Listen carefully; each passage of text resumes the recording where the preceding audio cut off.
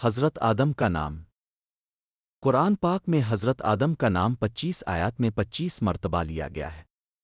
صورتوں اور آیات میں اگرچہ اسلوب بیان مختلف نظر آتا ہے، لیکن مقصد اور واقعہ کے اعتبار سے کوئی اختلاف نہیں ہے۔ ایک ہی حقیقت ہے جو بیان کی گئی ہے۔ ان سب کا مفہوم یہ ہے کہ لوگ اللہ کی ذات پر ایمان لائیں اور یہ جان لیں کہ اللہ ایک ناقابل انکار ہستی ہے اور ساری کائنات اسی کے احاط قدرت میں متحرک ہے۔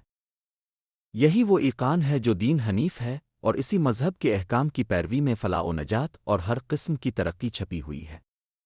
یہی وہ مذہب ہے جس کا نام دین فطرت اسلام ہے۔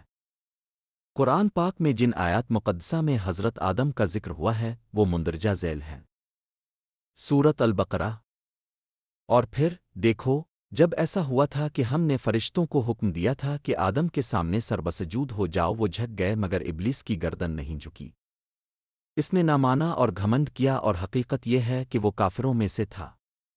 پھر ایسا ہوا کہ ہم نے آدم سے کہا، اے آدم، تم اور تمہاری بیوی دونوں جنت میں رہو، جس طرح چاہو کھاؤ پیو، امن و چین کی زندگی بسر کرو، مگر دیکھو وہ جو ایک درخت ہے تو کبھی اس کے پاس نہ پھٹکنا۔ اگر تم اس کے قریب گئے، نتیجہ یہ نکلے گا کہ حد سے تجاوز کر بیٹھو گے اور ان لوگوں میں سے ہو جاؤ گے جو زیادتی کرنے والے ہیں۔ سورت اراف۔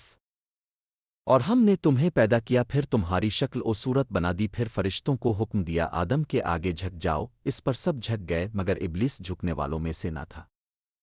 اور بلا شبہ یہ واقعہ ہے کہ ہم نے انسان کو خمیر اٹھے ہوئے گارے سے بنایا جو سوکھ کر بجنے لگتا ہے، اور ہمجن کو اس سے پہلے جلتی ہوئی ہوا کی گرمی سے پیدا کر چکے تھے۔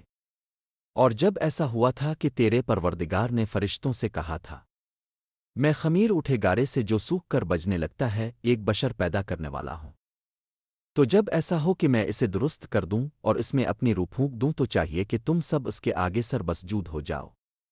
چنانچہ جتنے فرشتے تھے سب اس کے آگے سر بسجود ہو گئے مگر ایک ابلیس کے، اس نے انکار کیا کہ سجدہ کرنے والوں میں سے ہو۔ سورت حجر۔ اور جب ایسا ہوا تھا کہ ہم نے فرشتوں کو حکم دیا تھا آدم کے آگے جھک جاؤ، اور سب جھک گئے تھے مگر ابلیس نہیں جھکا تھا، وہ جن میں سے تھا، بس اپنے پروردگار کے حکم سے باہر ہو گیا۔ پھر کیا تم مجھے چھوڑ کر اسے اور اس کی نسل کو کارساز بناتے ہو، حالانکہ وہ تمہارے دشمن ہے؟ ظلم کرنے والوں کے لیے کیا ہی بری تبدیلی ہوئی۔ سورت کہف۔ اور وہ وقت یاد کرو جب تیرے پروردگار نے فرشتوں سے کہا، میں مٹی سے بشر کو پیدا کرنے والا ہوں، بس جب میں اس کو بنا سنوار لوں اور اس میں اپنی روح پھونک دوں تو سب فرشتے اس کے لیے سر بسجود ہو جاؤ۔ پس سب ہی نے سجدہ کیا مگر ابلیس نے نہ مانا اور گھمنڈ کیا، اور وہ کافروں میں سے تھا۔